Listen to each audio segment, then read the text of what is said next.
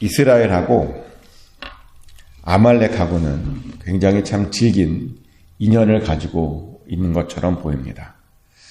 사실 아말렉이라고 하는 종족은 이스라엘과 같은 동족입니다. 아말렉은 누구냐면 에서의 아들 엘리바스가 그의 첨 딥나에게서 낳은 아들이 바로 아말렉이었습니다. 그러니까 아말렉의 시조와 이스라엘의 시조가 같은 사람이라는 거죠. 같은 셈족, 동족, 친척이었다는 겁니다. 근데 그렇게 친척이었음에도 불구하고 이 이스라엘과 아말렉 사이의 관계가요, 그렇게 좋은 관계는 아니었습니다. 또 다른 종족인 에돔하고는 그래도 친하게 좀 지냈는데 유독 이 아말렉하고는 이스라엘이 연이 별로 그렇게 좋지 않았습니다. 근데 그렇게 좋지 않게 된 그 첫 번째 사건이 뭐냐면 출애굽 때 일어나죠. 이스라엘이 막 출애굽을 하던 때였습니다. 이제 막 홍해를 건너고 막 광야 생활에 적응 중이었던 때였는데요. 때문에 이제 낯선 곳에 막 적응하려다 보니 이스라엘은 굉장히 피곤해 했었습니다. 그리고 먹을 것도 제대로 없어서 만나로 배를 채워야 했고요. 마실 물이 없어서 모세가 반석을 쳐서 반석에서 나오는 물을 간신히 먹어야 됐습니다. 되게 약해 있던 때였습니다. 근데 바로 그 틈을 타서 아말렉이 그 광야에 있던 이스라엘을 공격해 왔죠. 가장 약해 있는 때를 공격해 온 겁니다. 물론 전쟁에서 이기려면 그렇게 약해 있을 때 공격해야 되죠. 하지만 하나님 나라의 법칙은요, 약할 때 공격하는 것이 아닙니다. 약한 자들을 보면 공격하는 것이 아니라 도와주는 것이 하나님 나라의 법칙이죠. 우리가 그렇게 살아야 되는 겁니다. 근데 이 아말렉 사람은요, 그렇게 하지 않았습니다. 이스라엘이 가장 약해 보일 때 그들을 공격했고요. 그래서 정말 까딱하는 이스라엘이 그 광야에 나오자마자 아말렉 때문에 다 죽을 수도 있었습니다. 근데 감사하게도 하나님께서 이스라엘을 도와주시죠. 여호수아가 앞장섰고 모세가 산 꼭대기에서 손을 들고 기도했습니다. 그리고 아론과 훌이 그 모세의 손을 붙들어 주어서 정말 간신히 그 아말렉을 물리칠 수 있었습니다. 근데 이 아말렉이요, 포기를 하지 않아요. 아말렉은 틈만 나면 주변 족속들과 연합해서 이스라엘을 공격했죠. 사사 에후 시대에는 모압과 암몬과 함께 힘을 모아서 이스라엘을 공격했고요. 또 기드온 사사 시대 때도 미드온과 함께 연합해서 이스라엘을 공격했습니다. 그래서 어쩔 수 없이 하나님께서요, 사울 왕에게 뭐라고 명령해요? 아말렉에게 가서 다 진멸하라라고 명령을 하죠. 하나님의 뜻이 보통 사랑인 줄 알았는데 이 아말렉에 대한 하나님의 뜻은요, 이 지상에서 사라지는 것입니다. 어떻게 보면 굉장히 슬픈 이야기죠. 하나님께서 사라지길 원하는 그런 족속이 있다니요. 근데 그런 족속이 있더라고요. 약한 자들을 괴롭히고 공격하는 그 아말렉이 바로 그런 족속이었습니다. 근데 하나님께서는 그렇게 약한 자들을 괴롭히는 사람들을요, 그렇게 생각하십니다. 약한 자들을 돕지 않고 그렇게 있으면 두고두고 저주하십니다. 우리가 그런 장면이 예수님의 비유 중에 나오는 선한 사마리아인의 비유에도 나오잖아요. 선한 사마리아의 비유에 보면 지금까지 두고두고 욕을 얻어먹는 사람 두 사람이 있죠. 누구냐면 제사장과 레위인이 그 사람입니다. 그들은 강도 만난 사람을 보고 그냥 지나쳤답니다. 약한 자들을 돕지 않고 그냥 지나쳤답니다. 그러다 보니 참 이웃도 아니라며 지금까지 두고두고 욕을 얻어먹고 있는 사람들이 되었습니다. 아마 제가 예상하건대 주님 오실 때까지 정말 두고두고 이 두 사람은 욕을 얻어먹을 겁니다.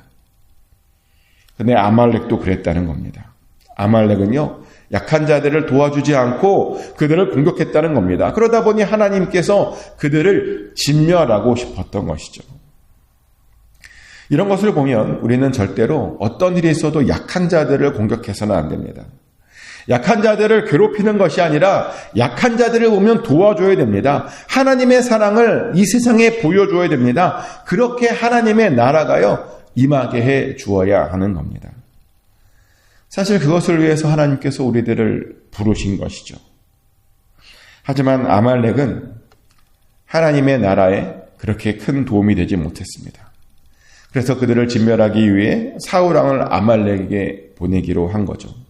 근데 사울왕이 아말렉에 가서요, 굉장히 큰 실수를 하게 됩니다. 분명히 하나님께서는 아말렉을 다 진멸하라고 했는데 이 사울이 그 말씀에 순종하지 못했죠. 그래서 아말렉의 일부가 여전히 살아남아 있게 되었습니다. 그리고 이스라엘의 역사는 그 살아남은 아말렉으로 인해서 여러 가지 부작용을 경험하게 됩니다. 첫 번째 부작용은 뭐냐면 바로 이 일로 인해서 사울왕이 폐위되었다는 겁니다. 그리고 다윗에게 본격적으로 기름 부음을 임하게 되었다는 것이죠. 그래서 그때부터 이스라엘의 실제 왕과 영적인 왕이 분리되는 그런 일이 벌어집니다. 이것이 왜 부작용이었냐면요, 실제적인 왕과 영적인 왕의 그 분리 때문에 계속 그 둘 사이에 이스라엘 안에 충돌이 있었거든요. 그래서 그것 때문에 여러 사람들이 고생했습니다. 어떤 제사장은 정말 어이없는 죽음을 당하기도 했습니다. 근데 이 모든 일이 보면요, 근원적으로 보면 아말렉 때문입니다. 사울이 아말렉을 진멸하지 않았기 때문이죠.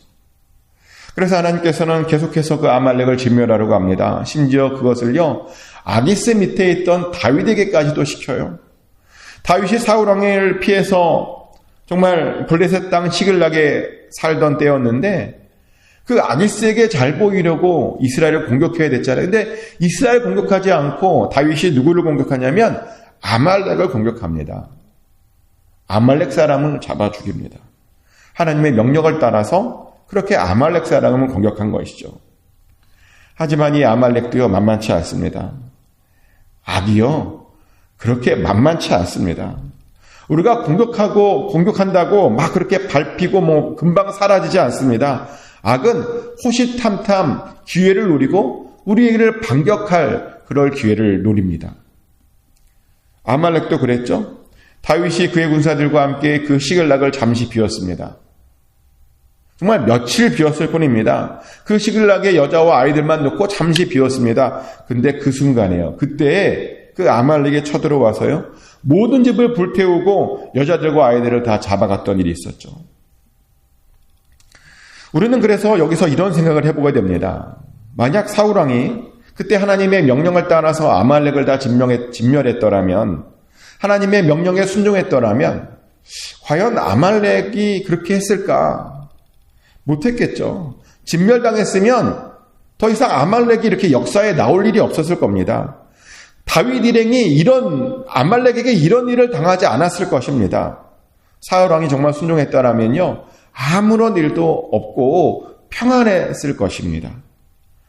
하지만 사울왕이 불순종했죠. 아말렉 사람 몇 명을 살려놓았습니다. 그리고 그 때문에 이스라엘 사람들은 그 살려둔 아말렉 때문에 계속 괴롭힘을 당해야 했습니다. 그리고 나중에 보면 이 사울왕의 죽음의 그 현장에서도요, 아말렉 사람이 또 나타나요. 이 죽음의 현장에서. 오늘 우리가 읽었던 말씀에 보면 사울의 죽음을 보고한 사람이 누구냐면, 사울의 죽음을 다윗에게 이야기한 사람이 누구냐면 아말렉 사람이라고 또 나옵니다. 그는 자신을 그 전투에 있었던 자라고 소개합니다. 아말렉 사람이 그 전투에 있었대요. 블레셋 사람의 편에 선 것이 아니라 이스라엘 편에 서서 그 전쟁을 하고 있는 중이었답니다. 그냥 지나가는 구경꾼이 아니었어요. 이스라엘 편에서 이스라엘 이름으로 함께 싸웠던 아말렉 사람이라는 겁니다. 근데 왜 그렇게 아말렉 사람이 거기에 있었는가? 사울왕이 아말렉 사람을 다 죽였어야 되는데 그때 죽이지 않고 좀 괜찮은 사람들을 데리고 자기의 노비로 삼고 자기의 군사로 삼았기 때문이죠. 괜찮은 사람들을 추려서 여전히 살려두었기 때문입니다. 하나님의 말씀에 불순종하다 보니 그 자리에, 그 사울이 죽는 자리에 아말렉 사람이 있었던 것입니다. 그리고 그는 그 사울의 죽음을 아주 자세히 관찰했고 목격했습니다. 그렇게 그가 할 수 있었던 이유는 그가 사울을 알고 있었고 또 요나단도 알고 있었기 때문이죠.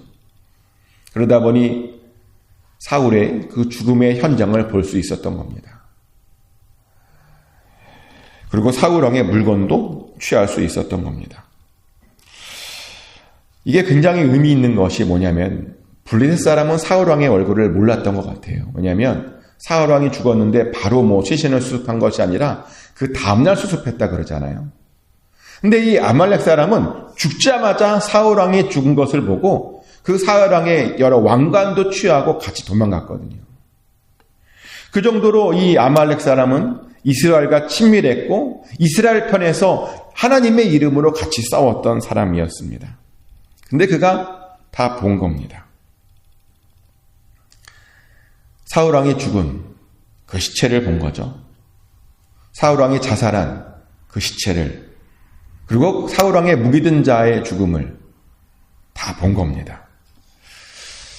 보고 무엇을 느꼈을까요? 사울 왕이 죽어가는 모습을 보고 그의 무기든 자가 죽어가는 모습을 보고 무슨 생각을 했을까요?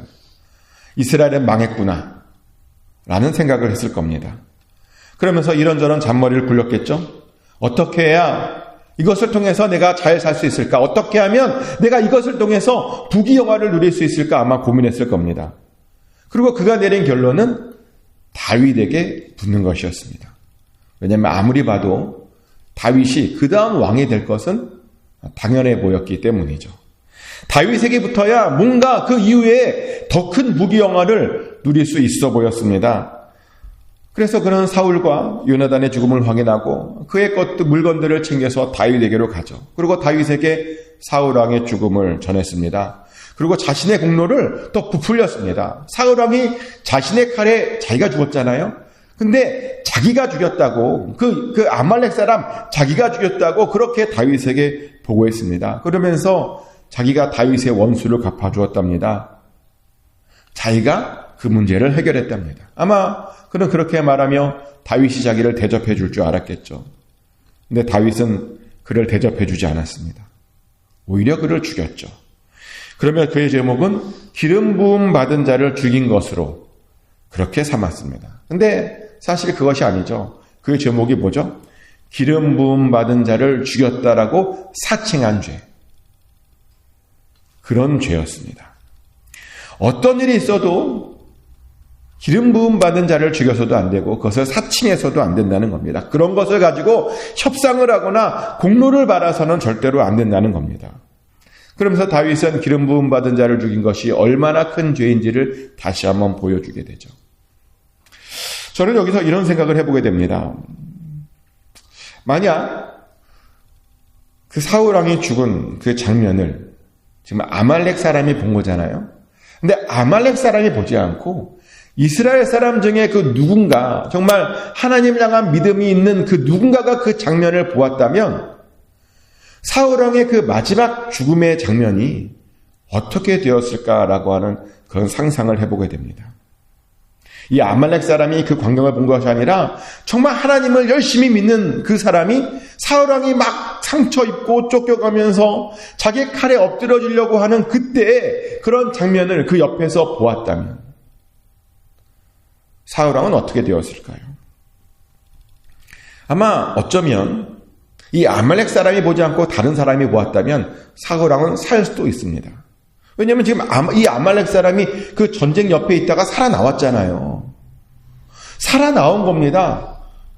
그러면 사울 왕도 얼마든지 누군가 도와준다면 정말 얼마든지 살아나올 수 있다는 겁니다. 근데 이 아말렉 사람은요, 목격만 했지 사울 왕을 도와주지 않았습니다. 그냥 사울 왕이 죽는 것을 방치했습니다. 아무런 도움도 주지 않았습니다. 아말렉을 다 죽이라고 명령했던 사울 왕의 그 불순종의 결과가 결국 자신의 죽음까지도 이렇게 초래하게 만든 겁니다.